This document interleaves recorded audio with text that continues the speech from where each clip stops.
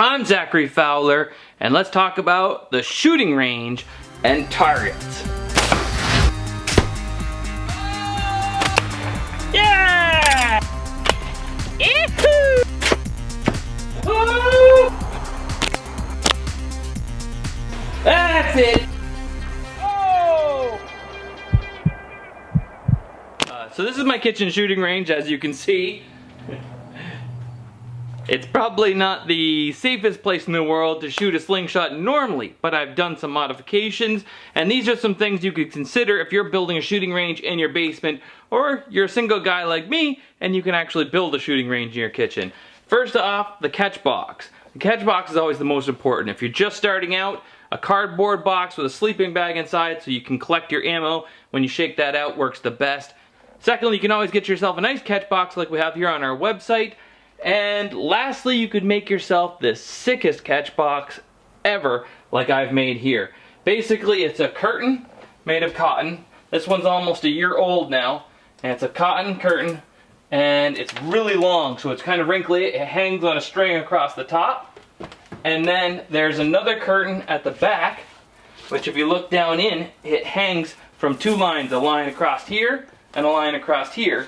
And all of the ammo goes down inside. Then you have our targets, which are on separate strings here. I got a couple different kinds, some spinners, and over here I even got a couple little balls that can hang on strings for small targets.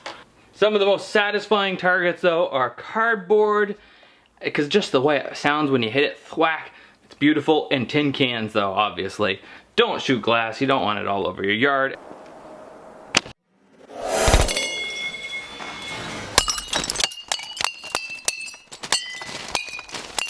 And I don't recommend using marbles as ammo. They're really annoying because when they hit these themselves inside of target boxes, catch boxes, break, and you have little shards of them everywhere.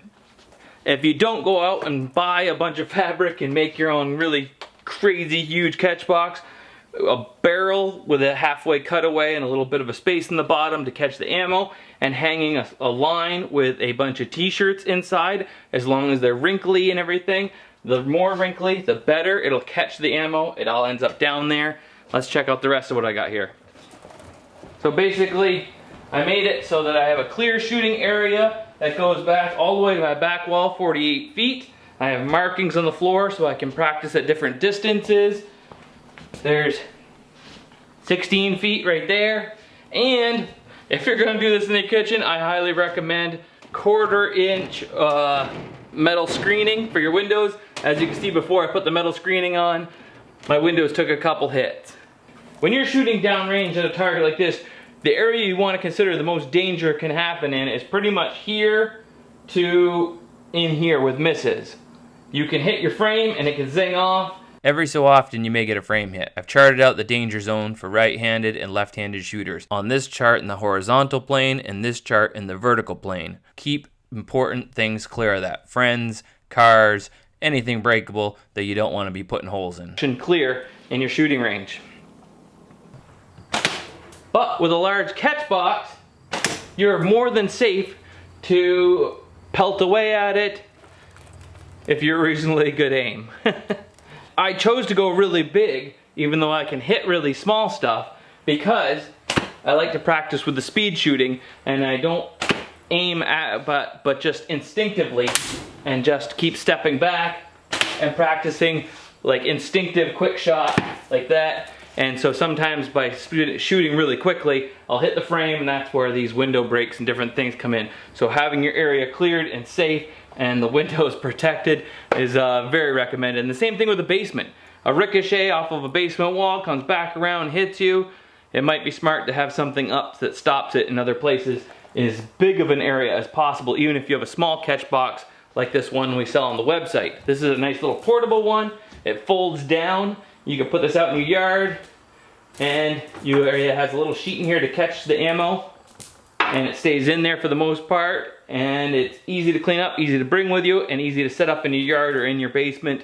My first catch box I built at our new house here, which is the t-shirts as I talked about, putting them all on a string like this and setting up a cannon here, and the bottom of it is full of all kinds of junk, but little pellets and things. There's a little bit of an area with a little lip right here so that I can just scoop the ammo back out of there.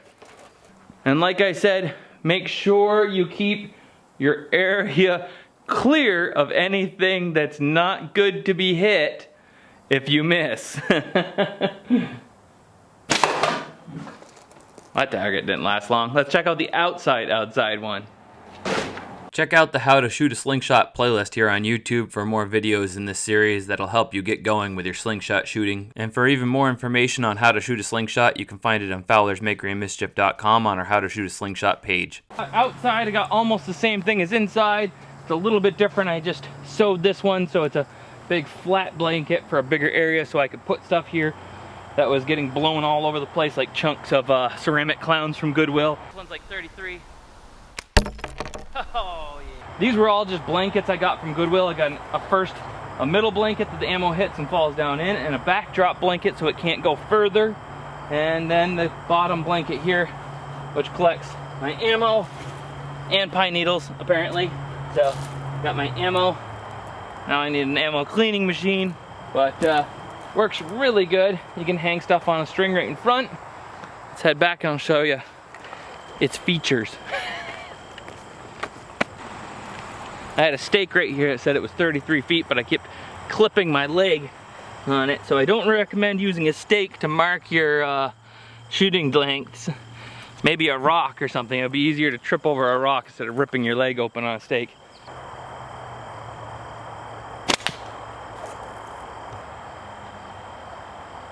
A little felted spinner and a can.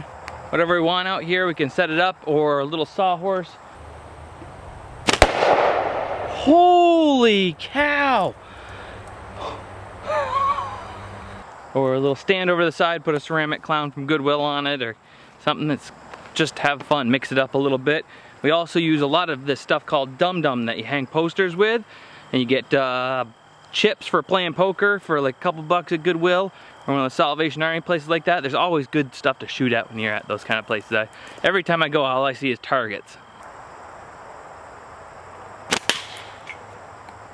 So much for that target.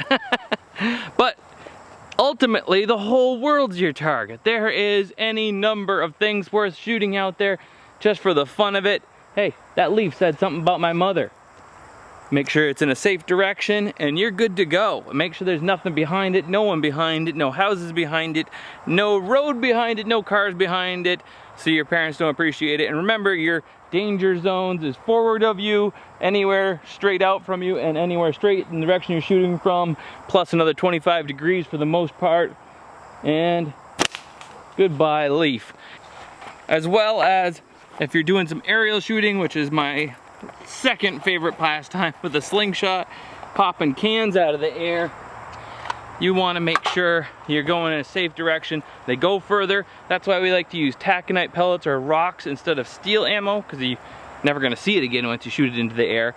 And they're a little lighter, so they don't fly as far. I have the road over there, my house over there, my windows in my house over there. I've already shut enough of those out. Cars over there, neighbors over there, neighbor over there. This way is pretty darn safe. Boom. Play safe, have fun, and get out there and shoot your slingshot, or get one so you can shoot it and have fun. Fowler out.